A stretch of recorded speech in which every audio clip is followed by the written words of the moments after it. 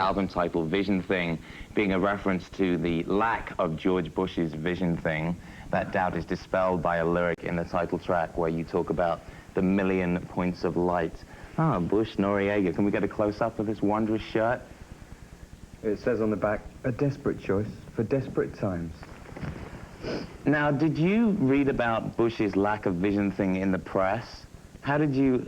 Is that widely reported in Europe? It came from his own mouth, yes, it is very widely reported in Europe. Not only widely reported, but probably more widely listened to than in America.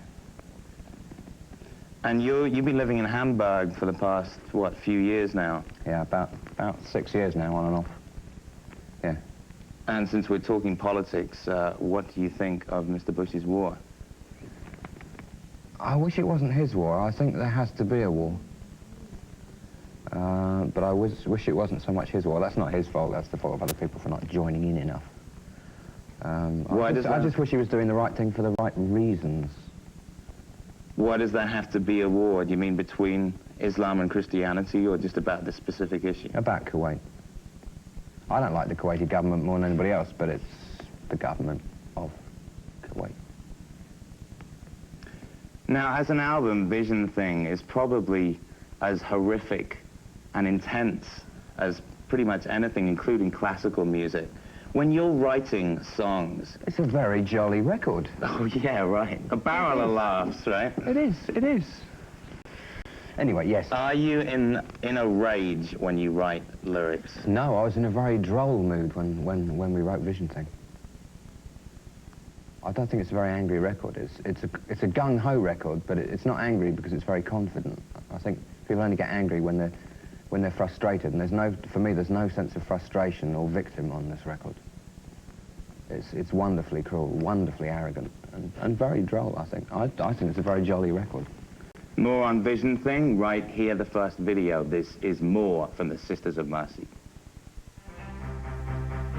Sisters of Mercy. Andrew, who are the women appearing in that video? If they'd taken their masks off at any stage, I'd be able to tell you. They're people from Los Angeles. That's like a life form which is kind of like similar to New York people, but substantially different. Now, also making an appearance in that video, the Sisters of Mercy's newest member, Tony James of Sigue Sigue Sputnik. I want to ask you just why you hooked up with him in the second 60 of 120 minutes. Sigue Sigue Sputnik. Of Generation X. I tend not to think of him as the person in Sigue Sigue Sputnik. Do you admire him more for his work with Gen X than... As a bass player, undoubtedly, because Sputnik weren't really a musical phenomenon. I respect Tony as a person more for what he did with Sputnik, but I would not dream of enjoying them through their records, which really were peripheral. Now, also in your new lineup, Andreas Brun. Very good. Thank you. Where is he from? He's from Hamburg. He lives around the corner from me in Hamburg.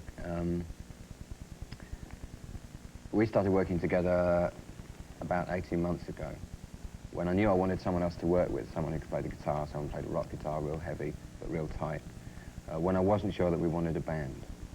So really it's him and me that put the album together, and the band took shape while we were making the record. Now, the last album, Floodland, had Patricia Morrison playing bass on it. Why didn't she work out? That's an assumption which a lot of people make. She didn't actually play bass, she was... Well, I'm not... at liberty to say? I'm not at liberty to say, but obviously I question the assumption.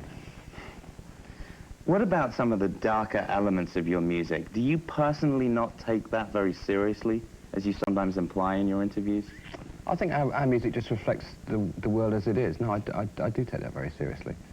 But although we make records for a hard world, we make records for a hard world that you can get by in, and that you can have fun in, that you can get off on. And really that's what the records are about. One, it's a damn hard world. Secondly, you can get by, and it ain't so bad. The 1-2 punch on the Sisters of Mercy's new album, Vision Thing. Do you have tour plans? We've just come off the road in Europe, and we're about to go on the road in Europe. And how about the States? We're looking at the States. The problem with America is that our audience here is not very big. It's loyal, but it's not very big, and we are not a club band. That may surprise a lot of people over here, but we are not a club band. It's a long time since we played in front of less than 5,000 people, and we don't intend to start now. That's the problem. So we'll see. If the record goes great, we'll be here. If it doesn't, we'll fly over America on the way to somewhere else. It's sad, but that's the way it is. I've got 3 trucks, I've got 3 buses, I've got 30 people in my crew. I've got to pay them. I can't come here and lose money I don't have. Well, it's the carrot and the stick approach. Buy Vision thing, and maybe you'll get to see the Sisters of Mercy live. Andrew, thanks very much for coming by. You're very welcome. Good luck, and right here, a video of the Sisters of Mercy's last album, Floodland, This Corrosion.